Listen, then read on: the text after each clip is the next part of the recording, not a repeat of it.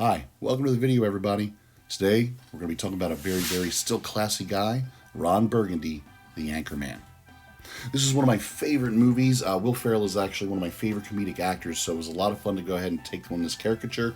And, if there's some interest in this and you like it, let me know. Give me a like, leave a comment down below. I might actually do a series of all the main figures from this movie, if there's some interest in it. So again, let me know in the comments, and don't forget to subscribe if you haven't done so already. Now that shameless plug out of the way, let's go ahead and take a look at the drawing. So again, the subject matter here is Ron Burgundy, played by the actor Will Ferrell.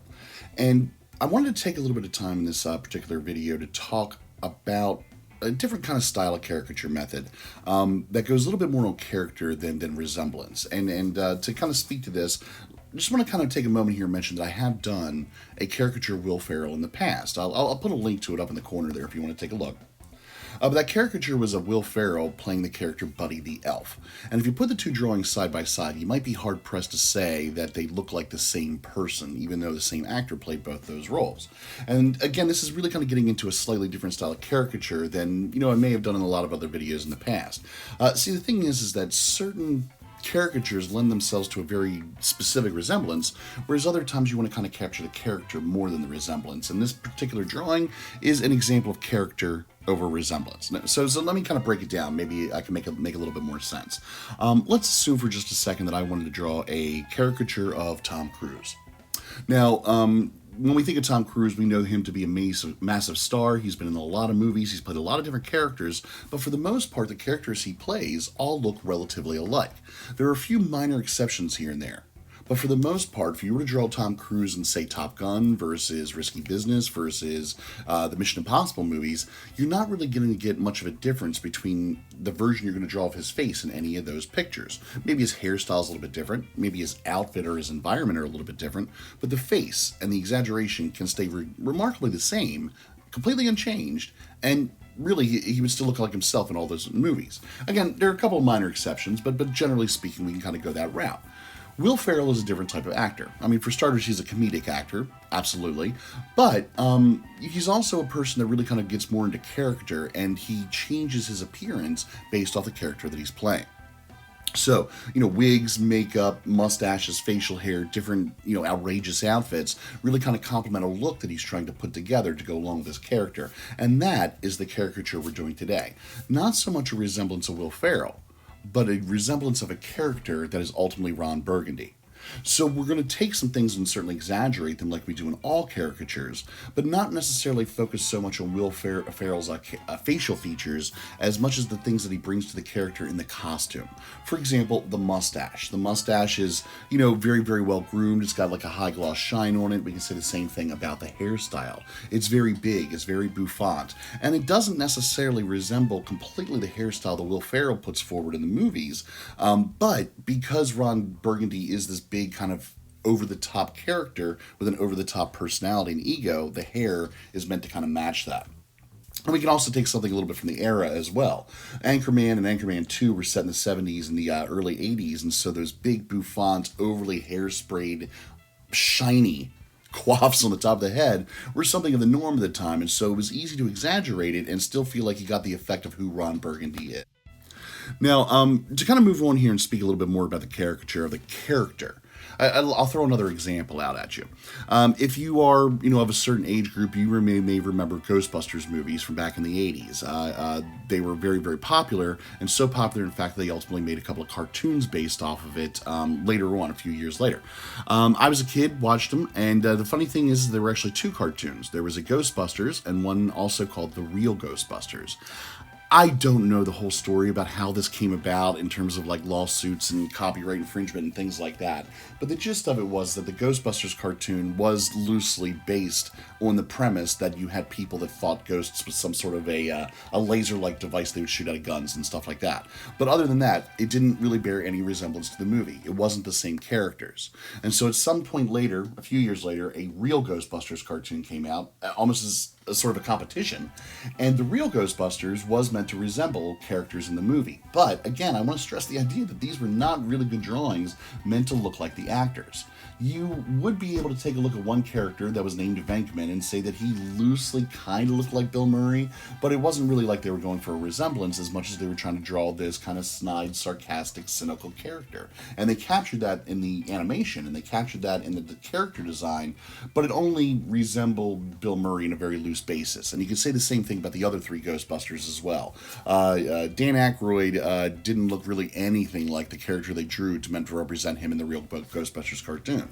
Again, they were drawing a caricature of a character, and it's really kind of a subtle thing to kind of pull off sometimes, because in some way, shape, or form, you do want a bit of a resemblance, but the resemblance can come in different forms and shapes and ideas. So again, the hair in Ron Burgundy is a way to kind of pull that off, but also this really disgustingly looking maroon dark red jacket, and ultimately like kind of the rest of his outfit that kind of ties into it, is another good example of how to get that Ron Burgundy character out there. Now, occasionally in the movies he wore different colored suits, but they were always very, cut and styled to that 70s, 80s aesthetic with those big lapels and large shoulder pads, and etc. But more to the point is that anytime you really think of Ron Burgundy, you don't really think of him in a different colored jacket than that dark red maroon, or maybe burgundy, we'll call it, right? But again, the idea here is that even though in the movie he may have worn several jackets, we're so used to seeing maybe like movie posters and personal appearances that he would do for promotion of the film, where he was always wearing the red jacket, so the red becomes just a part of his character. And so we have to include it when we're doing the caricature to make sure we really drive home that idea that even though it doesn't perfectly resemble Will Ferrell, it certainly resembles Ron Burgundy. So as I'm going in here and doing the rendering as well, you might also notice that I got this kind of bright green tie on him, and mostly it's because I haven't colored it in yet. I knew from the get-go that as I was walking through this drawing that an ugly tie was coming, and the question was how do you design an ugly tie on purpose? I was a little intimidated by it, and eventually I'll kind of get into it, and ultimately just kind of settled on a lot of ideas all at once. And I think that's really where the ugliness came from, was in saying, okay, I've got so many ideas, if I put them in all in at once, that's really not going to look good, but isn't that kind of the look I'm going for anyway? The thing I also did was went back to reference photos. I mean, there were plenty of reference photos with Ron Burgundy wearing a tie with some sort of a dark maroon jacket.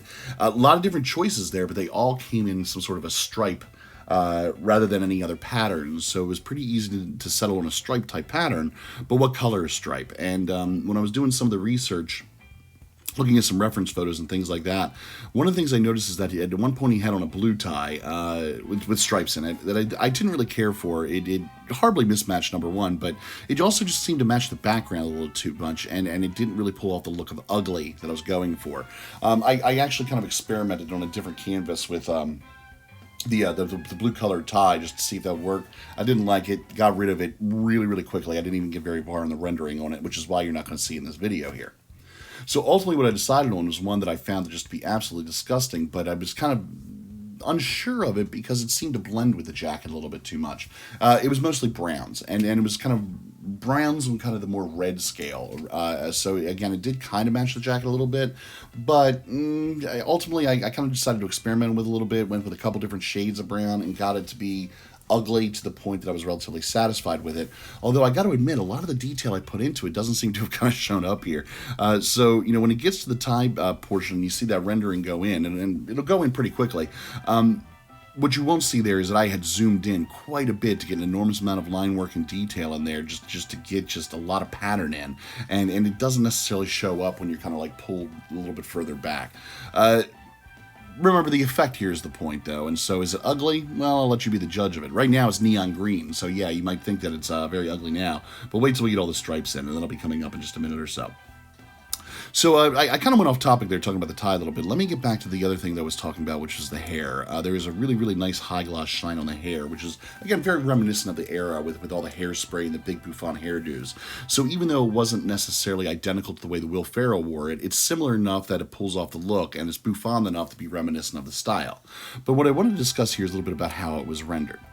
The rendering on this was basically done just by getting the line drawing in, of course, putting in the mid-tone, and then adding in just some quick slashes of a darker color, a shadow color. Now the shine is coming from my light color. So if you notice my palette's on the right-hand side over there, and what I've done is I've taken my top lighter yellow color, the one that's in the upper left, and then I've put that on a layer by itself and set that to hard light. Then I scribble it in and use the smudge tool to kind of create that effect that where it kind of draws off and fades off, and it creates this kind of high gloss shine. So in the middle there's kind of the more concentrated version of the color, and then what I would do is I'd take the smudge tool and pull to the left or pull to the right of that kind of center intensity and kind of fade it out to get that kind of high gloss shine that you're looking at right there. Last word here on the tie. You can see that the tie is in now. I hope you think it's just as ugly as I think it is. But other than that, that's about all you'll see is kind of the effect on the tie. Again, there's a lot of detail in there if you want to zoom in, but you don't really kind of see it when you're kind of this far back. Okay, so a little bit more word on the shadow here. So the shadows really kind of apply to the jacket, to the face, and all over. But remember, it's all kind of the same color. And I say remember because if you've seen any of my videos in the past, you know how I render my shadows. I really kind of do them all in one color. And that color is the blob that you see in the upper right-hand corner of the 4 little blobs on the right-hand side of the screen. This is my little palette that I'm working off of, and the top one, the top kind of right bluish gray color is what I use for my shadows. Now all I do is I just take a layer, I put it down, and I put it on multiply blend mode, and then just paint everything in that blue gray. Because I'm using a multiply mode, it's going to pull color up from underneath from those lower layers and kind of match the color up to the shadow tone that it should be. What I had to do on the face, though, is that I found that the shadow tone came in a little bit dark on this one. I think mostly because I went for a more yellowish skin tone. And so as a result, once I got those shadows in, I was looking at them for a little while as I was rendering some other parts and getting some light in, and realized it didn't quite balance. So at some point or another, I did lower the opacity on it, but just in the face. And again, it's something you just might want to be aware of, is that you know, as you put in shadows, they can seem to kind of go in really, really dark when you first put them in, almost to the point that you just don't like them and you want to kind of get rid of them and trash them, start over. I'm going to make a suggestion here. I've done it a couple times. Stick with it. It may seem too dark at first, but too dark will get balanced later on when you put in other things like the light source and that ability to adjust the opacity a little bit later on down the line. So, you know, just don't rush these things is the point I'm getting at, because, you know, even though you can always make changes and back things out, if you kind of trust the method a little bit, you might kind of get to the point where you understand that, you know, there's certain tricks that you're going to kind of pull off earlier on and make for better planning. And a good example of that is in flesh tone. When I'm putting in flesh tones, generally speaking, I tend to try to make my mid-tone a little bit darker than I really think it should be. I've learned to kind of maybe not trust my instincts so much and say that's a good shade, because once you get in shadow and light, it just comes off a little bit pasty sometimes if you don't go that right tone. So again, a little bit darker can help out.